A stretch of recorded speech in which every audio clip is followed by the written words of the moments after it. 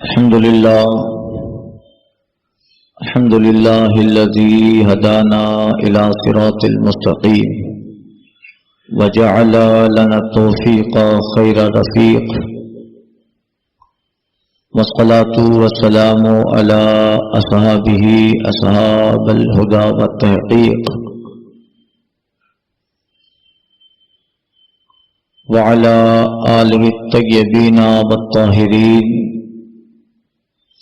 اما بعد، فاعوذ باللہ من الشیطان الرجیم. بسم اللہ الرحمن الرحیم. لقد كان لكم في رسول الله اسوة حسنة. صدق اللہ وصدق رسوله النبی الامین الکریم، ونحن على ذلك لمن الشاہدین والشاکرین والذاکرین والمطمئنین والموقنین، والحمد للہ رب العالمین. اہل سنت والجماعت کے قدیم دستور اور معمول کے مطابق بارگاہ رسالت مآب و آل و اصحاب رسالت مآب، مرکزی عقیدت ختمی مرتبت مصطفیٰ جان رحمت، قاسم نعمت مالک جنت منی مزیجہ مخبر صادق، رحمت للعالمین طٰہٰ و یاسین مزمل و مدثر، حضور احمد مجتبیٰ محمد المصطفیٰ صلی اللہ علیہ وسلم میں درود مقدس کا نذرانہ پیش کرے. پڑھے اللہ.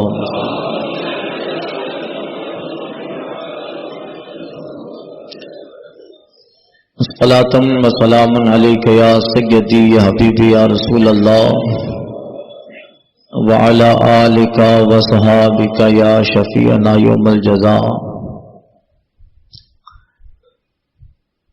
امام اہل سنت فاضل بریلوی حضور سیدی سرکار اعلی حضرت علیہ رحمت و رضوان بارگاہ رسالت مآب میں عشق کا نذرانہ پیش کرتے ہیں اور فرماتے ہیں: وہی رب ہے جس نے تجھ کو ہماتن کرم بنایا، وہی رب ہے جس نے تجھ کو ہماتن کرم بنایا، ہمیں بھیک مانگنے کو تیرا آستہ بتایا. تجھے حمد ہے خدایا، تجھے حمد ہے خدایا. یہی بولے سدرا والے چمنے جہاں کے چھالے، یہی بولے سدرا والے چمنے جہاں کے چھالے، سبھی میں نے چھان ڈالے تیرے پائے کا نہ پایا. تجھے یک نے یک بنایا، تجھے حمد ہے خدایا، تجھے حمد ہے خدایا. ارے اے خدا کے بندو کوئی میرے دل کو ڈھونڈو، ارے اے خدا کے بندو کوئی میرے دل کو ڈھونڈو. میرے پاس تھا ابھی کیا ہوا خدایا، نہ کوئی گیا نہ آیا. تجھے حمد ہے خدایا، تجھے حمد ہے خدایا. وہ کنواری پاک مریم بنفخت فیہ کادم، وہ کنواری پاک مریم ونفخت فیہ کادم، عجب نشان اعظم مگر آمینہ کا جایا، وہیں سب میں افضل آیا. تجھے حمد ہے خدایا، تجھے حمد ہے خدایا. ہمیں اے رضا تیرے دل کا پتہ چلا بمشکل، ہمیں اے رضا تیرے دل کا پتہ چلا بمشکل. در روزہ کے مقابل وہ ہمیں نظر تو آیا، یہ نہ پوچھ کیسا پایا. تجھے حمد ہے خدایا، تجھے حمد ہے خدا. حضرات، کل کے بیان میں رسول پاک صلی اللہ علیہ وسلم کی سیرت اور آپ کی زندگی اور حیات طیبہ جو ایک عالمگیر حیات ہے، اور اللہ تعالیٰ نے آپ کو جو سیرت عطا فرمائی وہ عالمی پیمانے پر، آفتی پیمانے پر رہتی دنیا تک آپ اور آپ کی سیرت لوگوں کے لیے ضرورت ہے، لوگوں کی حاجت ہے۔ اس لیے اللہ تعالیٰ نے آپ کی سیرت طیبہ میں ایسے ایسے واقعات رونما فرمائے جو صرف مسلمان ہی نہیں بلکہ جس قوم سے بھی تعلق، جس مذہب سے تعلق رکھتا ہو، ان سب کے لیے رسول پاک صلی اللہ علیہ وسلم کی سیرت ایک آئیڈیل اور انہیں مشکل وقت میں ایک روشنی فراہم کرتی رہے گی، ایک اجالا دیتی رہے گی۔ اس لیے آپ عالمی پیغمبر، یونیورسل پروفٹ، اور آپ کی زندگی یونیورسل لائف، آفاقی زندگی ہے، اور قیامت تک لوگوں کو رسول پاک صلی اللہ علیہ وسلم کی ضرورت کا احساس ہوتا رہے گا۔ وقتی طور پر آدمی سرسری نظر سے سرکار کی زندگی کا مطالعہ کرتا ہے۔ آج یورپ کی دنیا میں ریسرچ کا ماحول گرم ہے، تحقیق کا ماحول گرم ہے، اور بڑے بڑے ڈپارٹمنٹ بنائے گئے ہیں۔ ایک شعبہ صرف یہودیت پہ ریسرچ کر رہا ہے، ایک شعبہ صرف عیسائیت پہ ریسرچ کر رہا ہے، ایک شعبہ کسی اور مذہب پر ریسرچ کر رہا ہے۔ یعنی آج تحقیق کا دور ہے، آج ریسرچ کا دور ہے، ڈسکوری کا زمانہ ہے، اور آدمی سنشودھن کی فکر میں رہتا ہے اور نئی چیزیں اور اس میں تحقیق کر کے کچھ پانے کی فکر کرتا ہے۔ ان سارے چیزوں کے باوجود آج یورپ بر اعظم میں افریقہ اور جرمن و امریکہ کے بڑے بڑے ریسرچ سینٹر کھلے، اور ان میں ایک شعبہ صرف اسلام پر تحقیق کے لیے بنایا گیا۔ قرآن پہ تحقیق کرو، مصطفیٰ جان رحمت کی حدیث پہ تحقیق کرو، آقا کی سیرت پہ تحقیق کرو۔ آخر کیا چیز تھی کہ مختصر سے وقت میں 63 سال کی زندگی میں ان کا پیغام پورے عرب میں پھیل جایا کرتا ہے۔ ایک آدمی اس قدر جو ہے خدمت کرے، ایک آدمی کی زندگی، ان کی 63 سالہ زندگی میں صرف 23 سال انہوں نے دین کی خدمت، دین کی تبلیغ کرتے ہیں، اور ان 23 سال کی زندگی میں 40 سال کی نبوت، 40 سال کی عمر میں اعلان نبوت فرمایا، 13 سال مکہ میں رہے، 10 سال مدینہ کے ہجری 11 میں وصال وفات ہے۔ اس 23 سال کی مدت میں انہوں نے اپنا مذہب دنیا کے چپے چپے میں پھیلا دیا۔ جو مذہب صرف عرب تک محدود تھا، مکہ کے جغرافیہ میں محدود تھا، وہ 23 سال ان کے بعد ان کے صحابہ نے جب اس مذہب کا کام کیا تو وہ مذہب عرب کے جغرافیے سے نکل کر ساری دنیا میں بادل بن کے چھانے لگتا ہے۔ آخر وہ کون سی چیز تھی؟ غور و فکر کرو، آخر اس نبی، اس پیغمبر نے کون سا طریقہ کار اختیار کیا تھا؟ آخر انہوں نے کس طریقے سے کام کیا کہ جہاں دوسرے لوگ اپنے زندگی کے 60 سال گزار دیتے ہیں، مگر ان کے 60 سالہ زندگی میں صرف ان کے ملک میں ان کا نام نہیں ہو پاتا ہے، ان کے ملک میں ان کا مشن نہیں پہنچ پاتا ہے، ان کی کنٹری میں ان کو سب لوگ نہیں جانتے ہیں، اور لوگ محنت کرتے کرتے چلے گئے، اور 50-60 سال کے لوگ محنت کریں اور جس چیز کو ٹارگیٹ بناتے ہیں، جس چیز کو مشن بناتے ہیں، ہمیشہ اسی مشن میں لگے رہے، اور انہوں نے اپنے ملک میں نام کمایا ہو، مگر ان کی تاریخیں بتاتی ہے کہ وہ اپنے ملک میں بھی کما حق ہو، سب لوگوں تک اپنا مشن، اپنی بات اور اپنا ٹارگیٹ، اپنا مقصد نہیں پہنچا پاتے ہیں۔ دنیا میں ایسے بڑی چیزیں ہوئی، اسی کی تحقیق تو مائیکل ہارٹ نے کی تھی، اس نے کتاب لکھی The 100 عظیم آدمی۔ اس 100 عظیم آدمیوں میں اس نے 100 لوگوں کی زندگی کی بایوگرافی کو ترتیب دیا، 100 لوگوں کی لائف کو ترتیب دیا، اور اس نے یہ تجزیہ کیا کہ 100 لوگ وہ ہیں جنہوں نے اپنے ملک کے باہر بھی اپنا بہت بڑا کام کیا، اور ان 100 لوگوں کی زندگی کا مطالعہ کیا، ابحاث کیا، اسٹڈی کیا، اور اس کو مطالعہ کرنے کے بعد اس ترتیب دیتا ہے کہ 100 آدمی ہے، اور اس نے The 100 نام کی کتاب مائیکل ہارٹ لکھتا ہے۔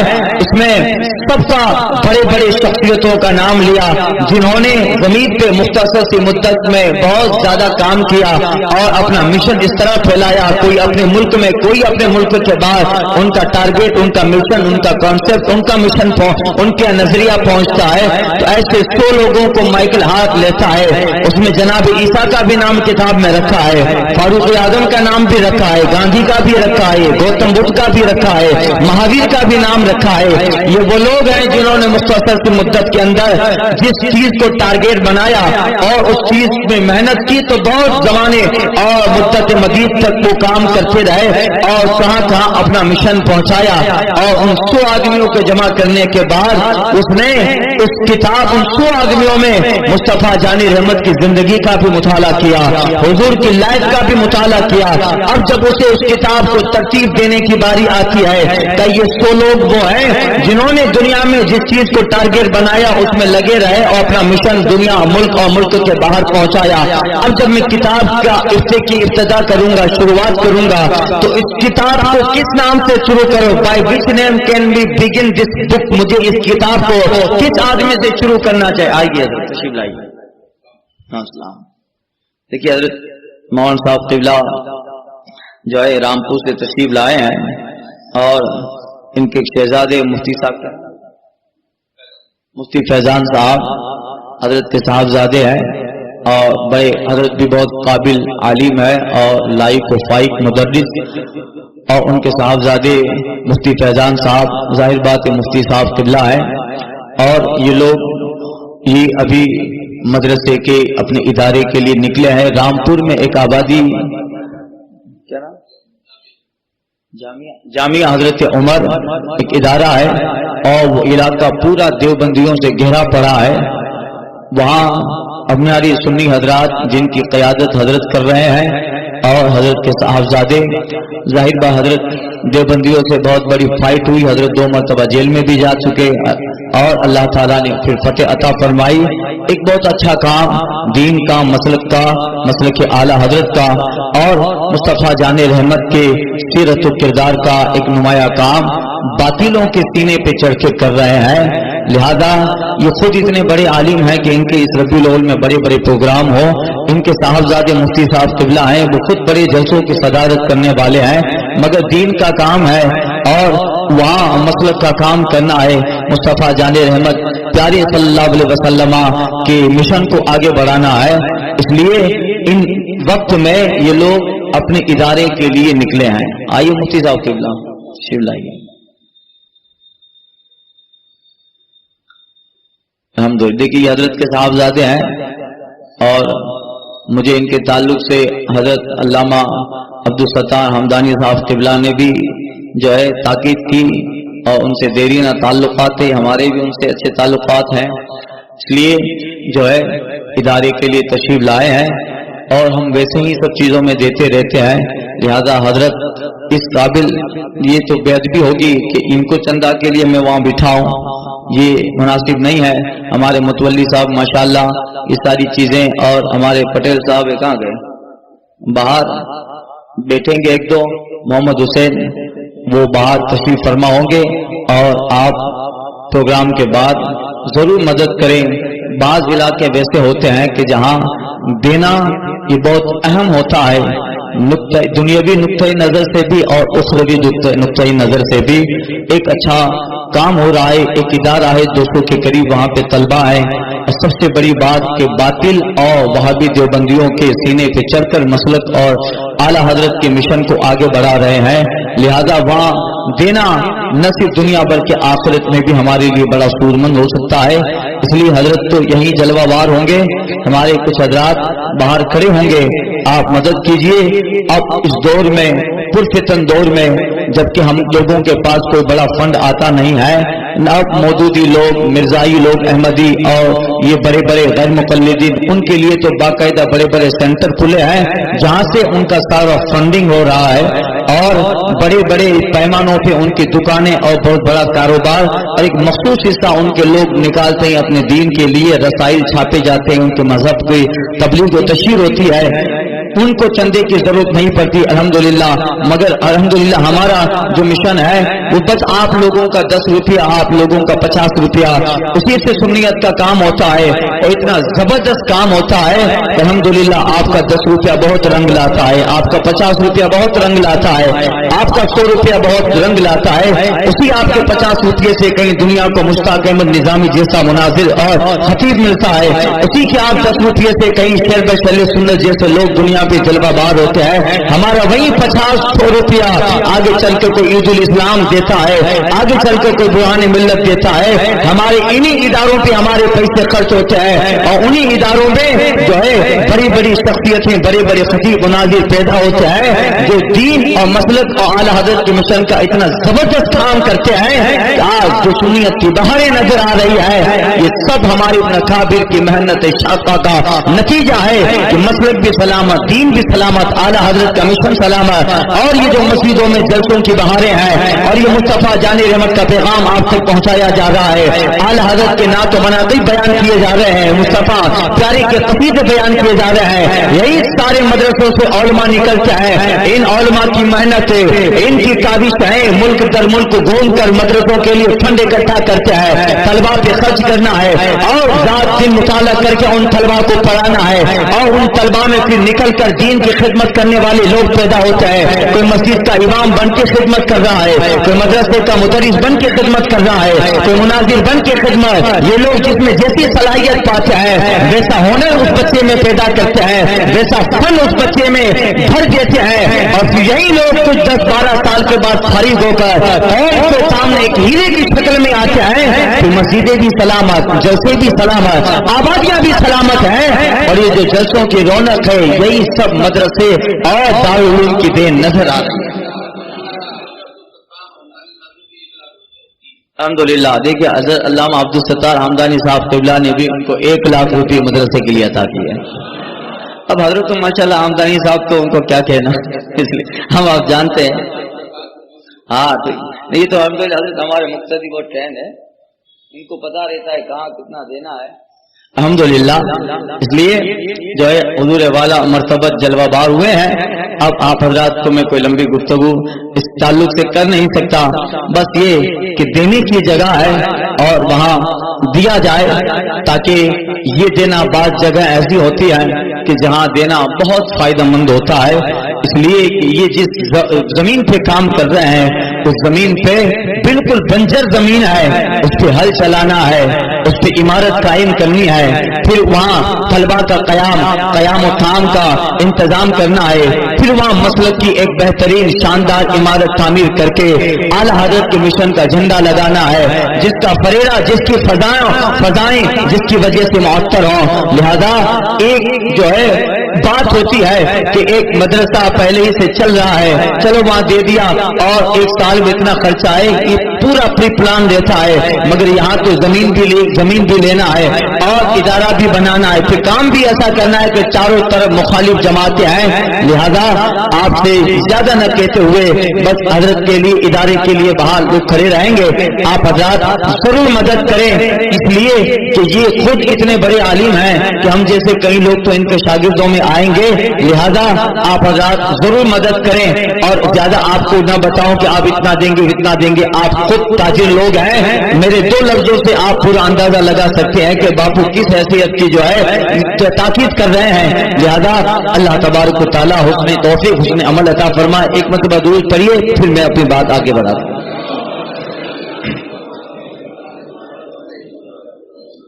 صلاۃ و سلام علیکہ سیدی حبیب رسول اللہ۔ دوسری بات ہے کہ آج ہمارے بیڑی سے حضرت سید اشرف باپو صاحب قبلہ بھی تشریف لے آئے، یہ اہل بیت ہے، آل رسول ہے، اور سب سے بڑی خوبی یہی ہے کہ مسلک کے اعلی حضرت میں بہت ٹناٹن ہے الحمدللہ، اس لیے ان اہل بیت اطہار کی دعاؤں سے، باقی ہم لوگ تو سب اہل بیت کے غلام ہیں، اعلی حضرت کے مشن پہ چلتے ہی منم امیر و جہانگیر و کچکولا، یعنی منم امیر و جہانگیر و کچکولا، یعنی بندہ مسکین کمینہ و گدائی آل رسول۔ ہم تو انہی کے مشن پہ چلتے ہیں. اعلی حضرت نے یہی کہا تھا بارگاہ رسالت مآب میں, یا رسول اللہ, ماں باپ دو بیٹے بھائی بھتیجے عزیز, ماں باپ دو بیٹے بھائی بھتیجے عزیز, یا رسول اللہ سب تجھ کو سونپا, ملک کی سب تیرے گھر کی ہے. رکھیے کیسے بھی ہے خانہ زاد ہم, رکھیے کیسے بھی ہیں خانہ زاد ہم, مول کے ابدار پھرتے ہیں. اللہ تعالیٰ اس نے اول عطا فرمائے.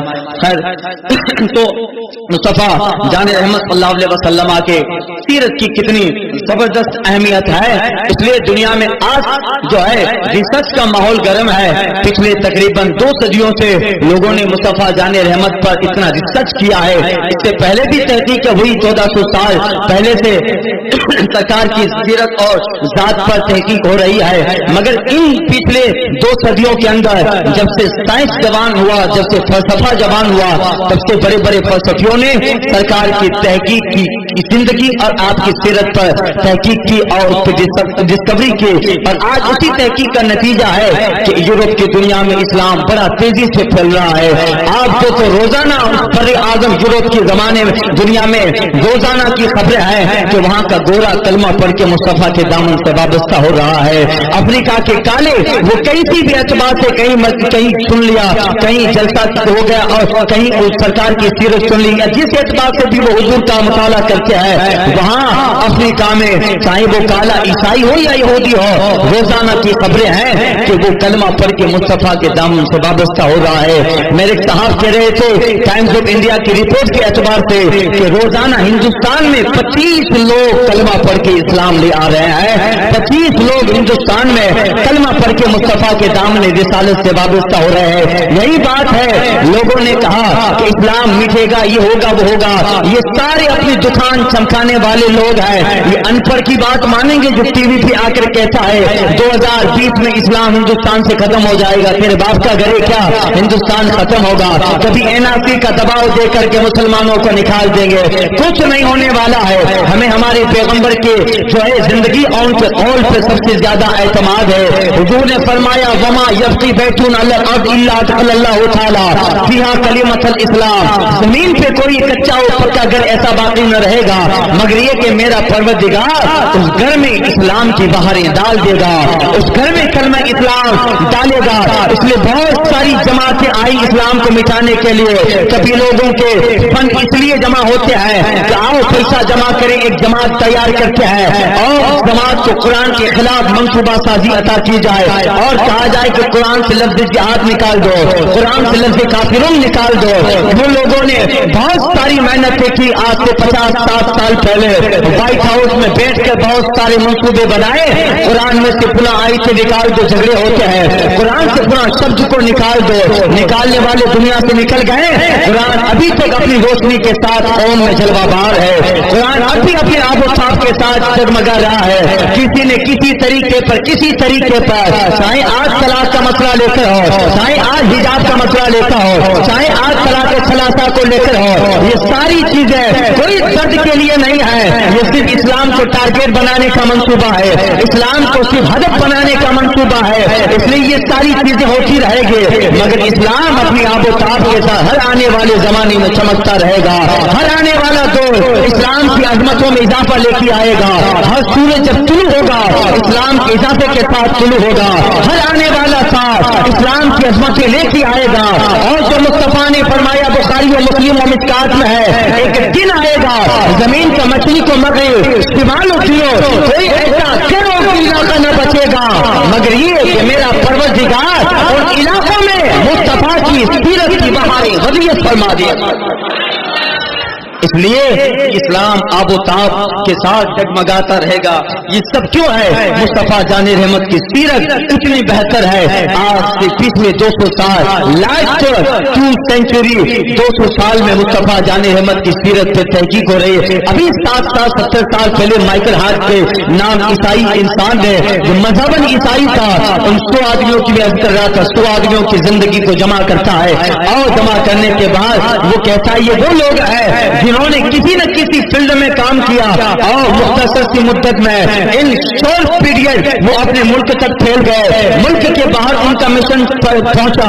اس 100 عظیم آدمیوں والی کتاب میں مائیکل ہارٹ نے 100 عظیم آدمیوں کو رکھا جن کی زندگی مائیکل ہارٹ کے دماغ پہ اثر کرتی ہے۔ ہاں، اتنی سی مدت میں اتنا بڑا کام کر دینا بہت بڑی محنت درکار ہے اس کے لیے۔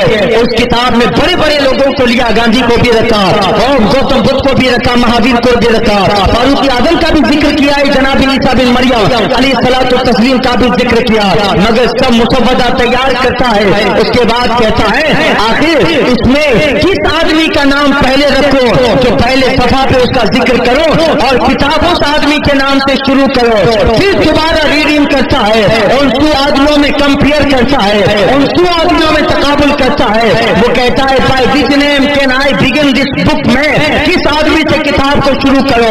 پھر ان 100 آدمیوں کے سامنے مصطفیٰ جان رحمت کی زندگی بھی ان میں ہے، سرکار کی حیات کا ایک بار مطالعہ کیا، 2 بار مطالعہ کیا، کبھی سرکار کی مکہ کی زندگی دیکھتا ہے، کبھی سرکار کے مدینہ کی زندگی کا مطالعہ کرتا ہے۔ حضور نے میدان بدر میں کیا کارنامہ انجام دیا، حضور احد کے اندر کیا کارنامہ انجام دے رہے ہیں، طائف کی زندگی مصطفیٰ کی پڑھ رہا ہے، سرکار کی زندگی جناب زہرا کے ساتھ، حضور کی زندگی جناب عائشہ کے ساتھ، سرکار کی زندگی اصحاب کے ساتھ، حضور اصحاب میں ہے تو کیا تعلیم دے رہے ہیں، خطبہ حجۃ الوداع کا مطالعہ کرتا ہے، وہ آخری خطبہ جو مصطفیٰ نے ارشاد فرمایا، آج دنیا میں لوگ آتے رہیں گے، ملک کو بہتر بنانے کے لیے دستور بنایا جاتا ہے، کنٹری کو بہتر بنانے کے لیے ایک منشور قائم کیا جاتا ہے، یہ قانون لگایا جائے تاکہ ملک بہتر ہوگا، یہ قانون لگاؤ تاکہ ملک کے حالات بہتر ہوں گے، مگر ان سارے قانون میں 5 سال کے بعد جب دوسرا MLA آتا ہے ان سارے قانون کو ترتیب بکھیر دیتا ہے کہ نہیں یہ قانون نہیں چلے گا، حالات کے مطابق یہ قانون کھرا نہیں اتر رہا ہے۔ یعنی لوگ اپنے ملک اپنے سماج کو بہتر بنانے کے لیے اپنے اعتبار سے دستور بناتے ہیں، مگر وہ دستور 100 سال کے بعد ٹوٹ جاتا ہے، وہ دستور 150 سال کے بعد ٹوٹ جاتا ہے۔ انسان کی زندگی میں پریورتن آتا ہے، لوگوں کی صبر و روز کی زندگی میں پریورتن آیا، لوگوں کی فکر میں بالیدگی آتی ہے، لوگوں کے رہنے سہنے کا جب انداز بدلتا ہے تو 100 سال پہلے والا قانون ختم ہو جایا کرتا ہے، 150 سال پہلے والا قانون ختم ہو جاتا ہے، اب یہ قانون نہیں چلے گا۔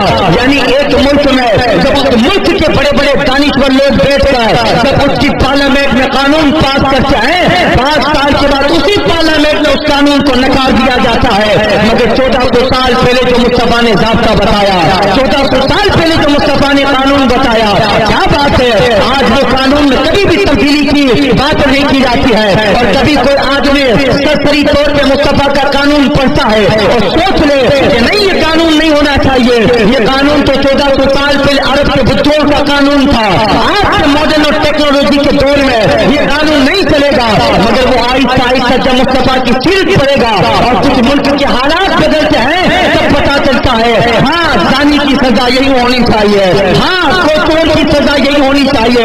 یعنی لوگ ترقی کرتے رہیں گے، فکر بڑھتی رہے گی، ایجوکیشن بڑھتا رہے گا، تعلیم بڑھتی رہے گی، فلسفہ بڑھتا رہے گا، اور ایک بات آخر میں ہوگی وہ یہی ہوگی کہ اگر سارے ملک اور ساری دنیا کے لوگوں کو تحفظ فراہم کرنا ہے تو وہ خطبہ نافذ کرو جو حجۃ الوداع میں مصطفیٰ نے صحابہ کے سامنے ارشاد فرمایا۔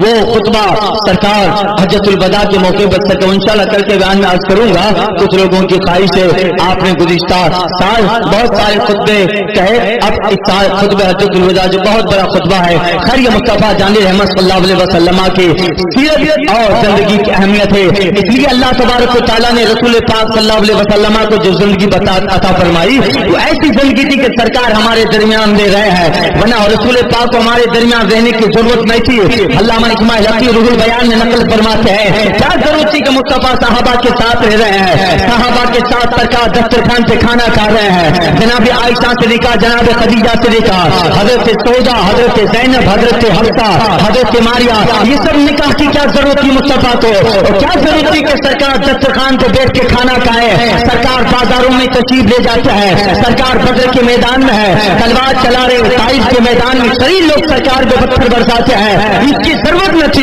اللہ تعالیٰ نے محبوب کو وہ شان عطا فرمائی تھی، ویسے ہی اسلام محفوظ ہوتا تھا، ویسے ہی سارے قانون محفوظ ہو جاتے، مگر اللہ نے اپنے محبوب کو وہ زندگی عطا فرمائی جس زندگی کے پیچھے قیامت تک آنے والا उम्मती, सरकार की बायोग्राफी मुताला करे और अपनी जिंदगी में हुजूर की जिंदगी डाल के उजाला और रोशनी हासिल करता रहे।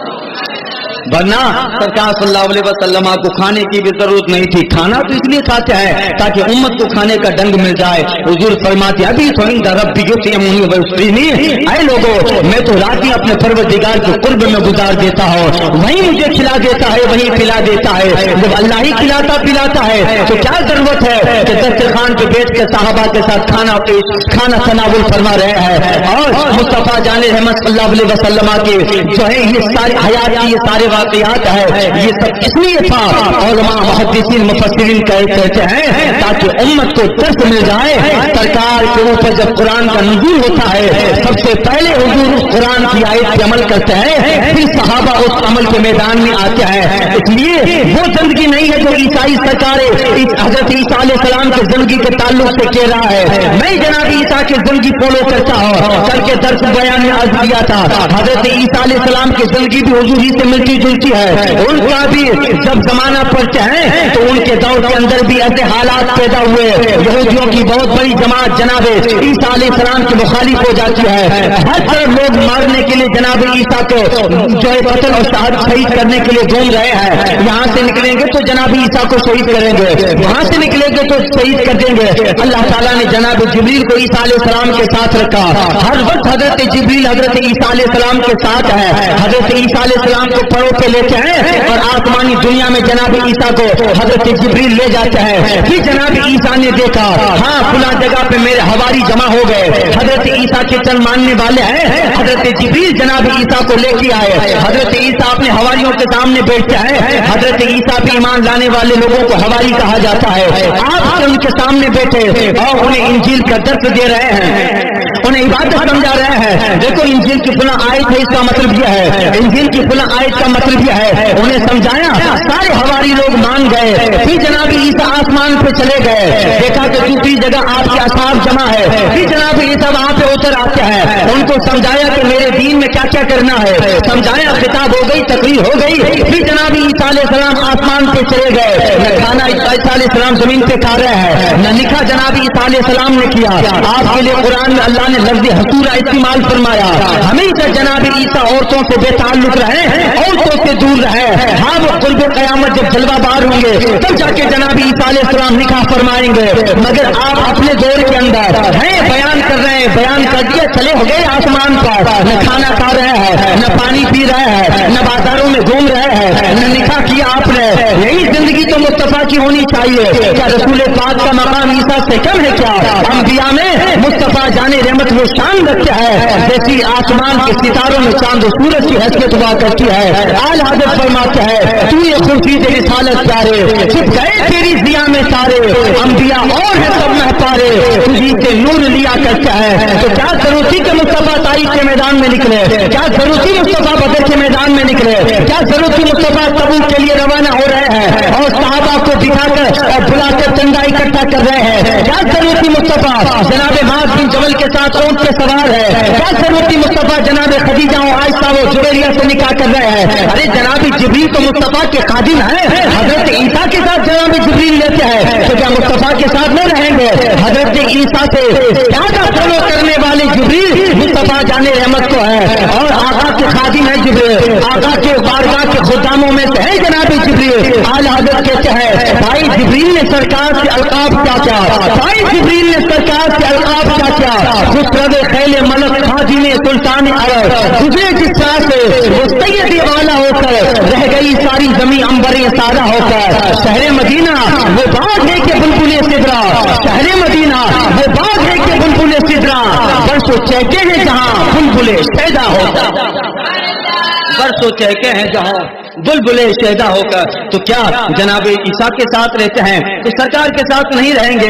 जब सरकार के साथ रहें तो फिर सरकार बद्र के मैदान में तलवार लेकर निकलते हैं और ये सारे मामला जो एक नॉर्मल इंसान का करता है वो हुजूर कर रहे हैं। मगर हुजूर नॉर्मल नहीं है, जिंदगी भरे हमारी तरह गुजार रहे हैं कि खाना भी खा रहे हैं, निकाह भी कर रहे हैं। मगर अकीदा वो नहीं है जो वहाबियों ने अपनी किताबों में लिखा है, देवबंदियों ने अपनी किताबों में लिखा है माअज़ल्लाह कि सरकार हमारी तरह है, सरकार بیمار بشر ہے، ہاں بشر ہیں، مگر خیر البشر مصطفیٰ جان رحمت ہے، انسانیت کی بقا مصطفیٰ جان رحمت ہے، جان انسانیت مصطفیٰ ہے، مقصد انسانیت مصطفیٰ ہے۔ آل حضرت فرماتا ہے وہ جو نہ تھے تو کچھ نہ تھا، وہ جو نہ ہو تو کچھ نہ ہو، جان ہے وہ جہان کی، جان ہے تو جہان ہے، یہ مصطفیٰ ہے۔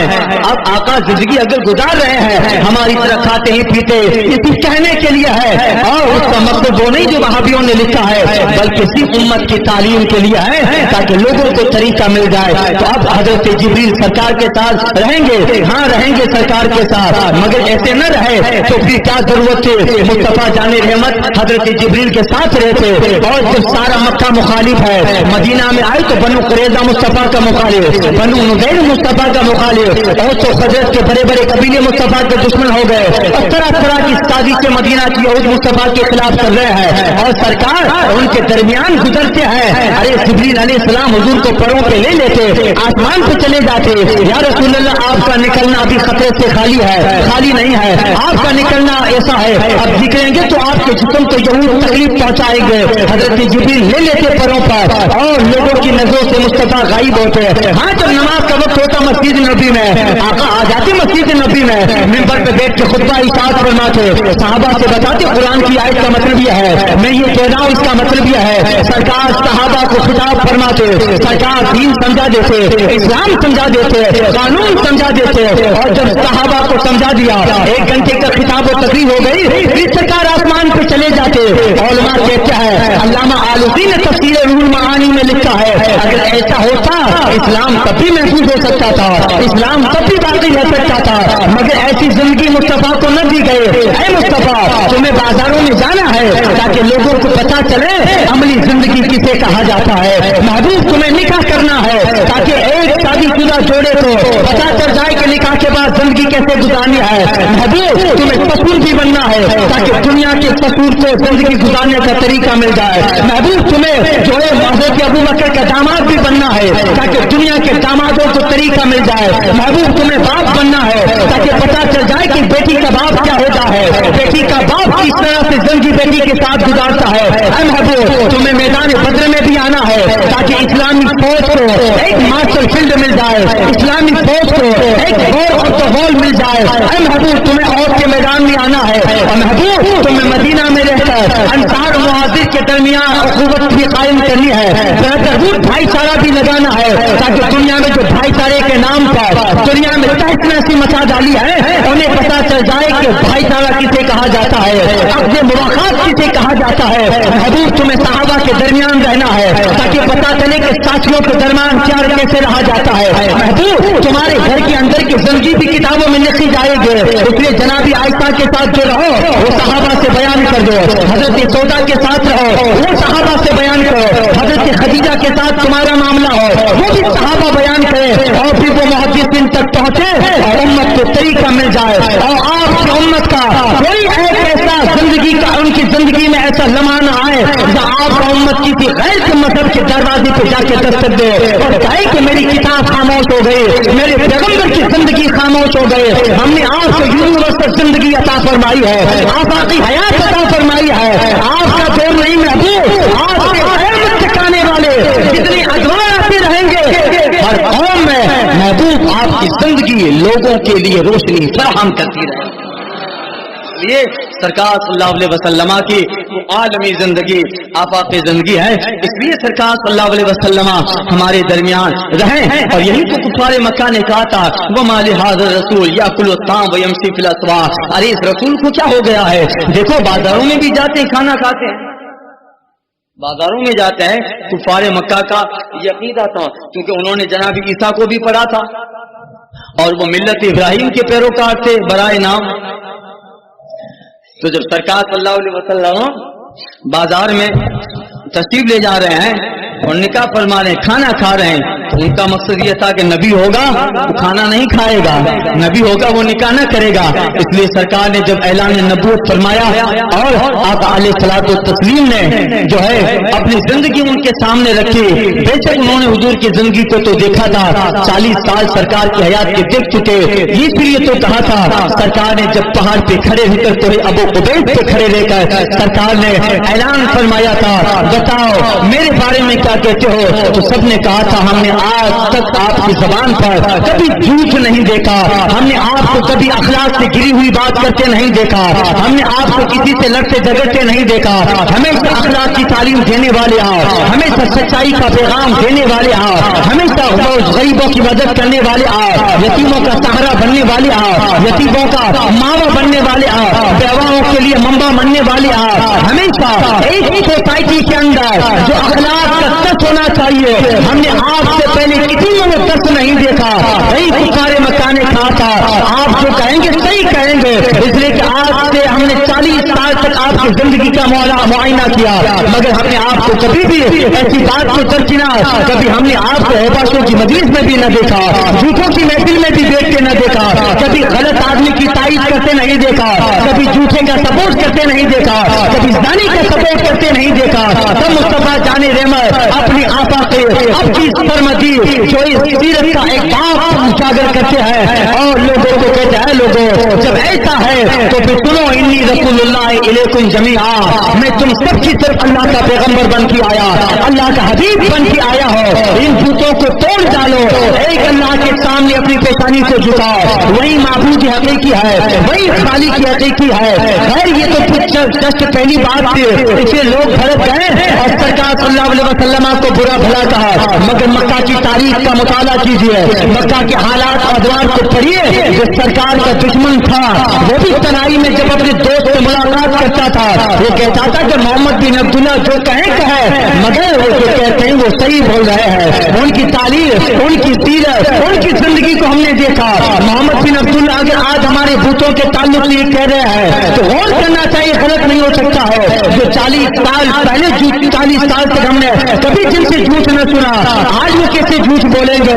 لہذا جو سرکار کے دشمن تھے وہ بھی تنہائی میں جا کر حضور کی صداقت کا خطبہ پڑھ رہے ہیں، حضور کی عدالت کا خطبہ پڑھ رہے ہیں. اسی کو کہا تھا یا رسول اللہ جو تیری جان کے دشمن تھے وہ بھی کہتے تھے، یا رسول اللہ جو تیری جان کے دشمن تھے وہ بھی کہتے تھے امین تو ہے صداقت کی آبرو تو ہے، امین تو ہے صداقت کی آبرو تو ہے. اس لیے ہر زمانے میں رسول پاک کی زندگی کی ضرورت پڑے گی. آسان ہے ادھر ادھر کی باتیں کرنا، مگر حقیقت کا چشمہ لگائیے، تعصب نکال کر پڑھیے، حسد نکال کے مصطفیٰ کی زندگی کو پڑھیے تو آج یورپ کی دنیا میں اسلام پھیل رہا ہے. اب اس کی بات مانیں گی جو کہہ رہا ہے 2020 میں اسلام ختم ہو جائے گا، یا امریکہ اور جرمن کی یونیورسٹی آکسفورڈ میں پڑھنے والا وہ ہائی کوالیفائڈ ایجوکیٹڈ آدمی جس نے یورپ کی دنیا کا معائنہ کیا اور روزانہ اسلام کے بڑھتے ہوئے قدم کو دیکھا تو آج سے تقریباً 25-30 سال پہلے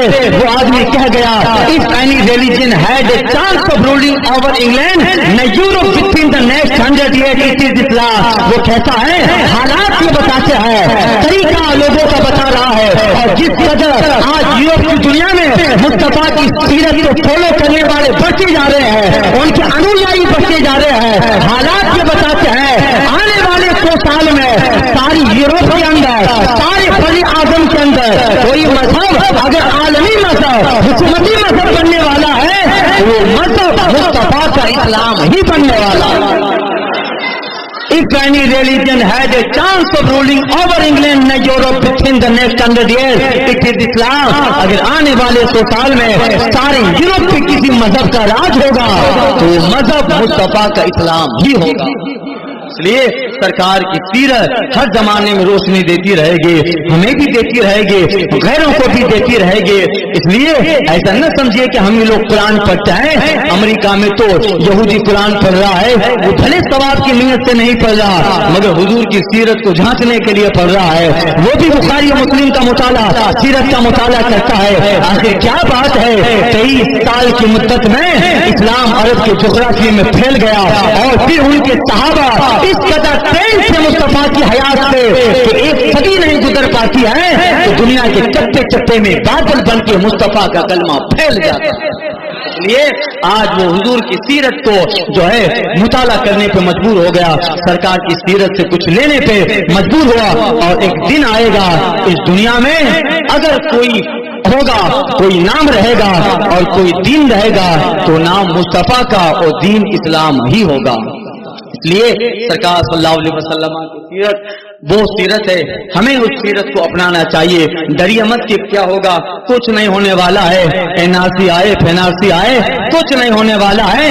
ایسے حالات تو بدلتے رہتے ہیں اور اسلام نے ایسے بہت سارے حالات دیکھے ہیں. اور لوگ کسی زمانے میں کہتے تھے اسلام بس یہیں تک تھا, تاتاریوں نے آ کے بغداد کی اینٹ سے اینٹ بجا ڈالے. اب مصطفیٰ کا کلمہ یہیں تک تھا, اب آگے اسلام نہیں پھیلے گا. وہ لوگ باتیں کرنے والے, مگر اللہ تعالیٰ نے پھر سے رونقیں دے دی بغداد میں. پہلے سے زیادہ بغداد بارونق ہو جاتا ہے اور مصطفیٰ کا کلمہ پھر عرب و عراق تک محدود نہ رہا. صحابہ نے محنت کی, جو بغداد کو مٹایا اور کعبے کو مٹانے کا پلان بنا کے آیا تھا, اللہ نے اسی تاتاریوں میں سے ایک آدمی کو ایمان دے دیا. کعبے کو گرانے والا ہی کعبے کا پاسبہ بن جاتا ہے. یوریش تاتار کے پھنسانے سے, نشہ میں کو تعلق نہیں پیمانے سے, تو نہ مٹ جائے گا عراق کے مٹ جانے سے. پاسبہ مل گئے کعبے کو صنم کھانے سے. اس لیے مت ڈریے کہ کیا ہونے والا ہے. ہاں, اسلام کا کچھ نہ ہوگا. اسلام تو قیامت تک کا مذہب ہے. اگر ہم اسلام کا دامن چھوڑیں گے تو مارے جائیں گے. اگر ہم مصطفیٰ کی تعلیم کے خلاف کریں گے, اگر ہمارے گھروں میں بھی رات کو 2-2 بجے تک ٹیویاں چالو رہے گی, ہماری تقریبیں بغیر حجاب و بچے برقع کے کافروں کے ساتھ اسکول میں بیٹھ کر ایک بیچ پر بیٹھ کے باتیں کریں اور اس کو محبت کے ماحول گرم ہوں گے اور ان کے جو ہے جسم پہ بھی قرآنیت چٹکے گی. ہمارے گھر میں جب اسلامی ماحول نہ رہے گا, ہاں تو مسلمان مارا جائے گا, تو مسلمان کے گلے پر کسی ظالم کی تلوار ضرور آئے گی, مگر اسلام نہیں مٹنے والا ہے. اس لیے ضرورت ہے آئیے مصطفیٰ کے دین کی طرح, آئیے مصطفیٰ کی سچی سنت و سیرت کی طرح اپنے آپ کو اندر سے بھی ایمانی والا بنائیے, اندر سے بھی محمدی بناؤ, اپنے آپ کو باہر سے بھی محمدی بناؤ, اپنے پورے وجود کو سرکار کی سیرت میں ڈالو, حضور کی سنتوں میں ڈالو. ہمارا کردار اس بات کی غمازی کرتا ہو, ہم جس فضا میں ساتھ لیں وہ فضا بھی مصطفیٰ کی سنت سے مؤثر ہوتی چلی جائے. لیے ضرورت ہے کہ مصطفیٰ جان رحمت کی سیرت کو اپنائیں. اسی میں کامیابی ہے اور اسی میں اللہ تعالیٰ نے کامیابی رکھی ہے. اور اس لیے شفیق جون پوری نے کہا تھا ہمیں کرنی ہے شہنشاہ بطحا کی رضا جوئی, ہمیں کرنی ہے شہنشاہ بطحا کی رضا جوئی. جو وہ اپنے ہو گئے رحمت پروردگار اپنے اٹھ امت کے والی, طفل دم کا چاہے مسلم کو علی کو بھیج دیں آ جائیں, لے کے ذوالفقار اپنے علی کو بھیج دیں آ جائیں, لے کے ذوالفقار اپنی وہ بیٹے ہوں, کھلا ہو بارگاہ پاک کا پردہ, کہانی در پہ کہتا ہو شفیع کے جانثار اپنی. صبا وہ چلے کہ باغ پھلے وہ پھول کھلے کے دن ہو.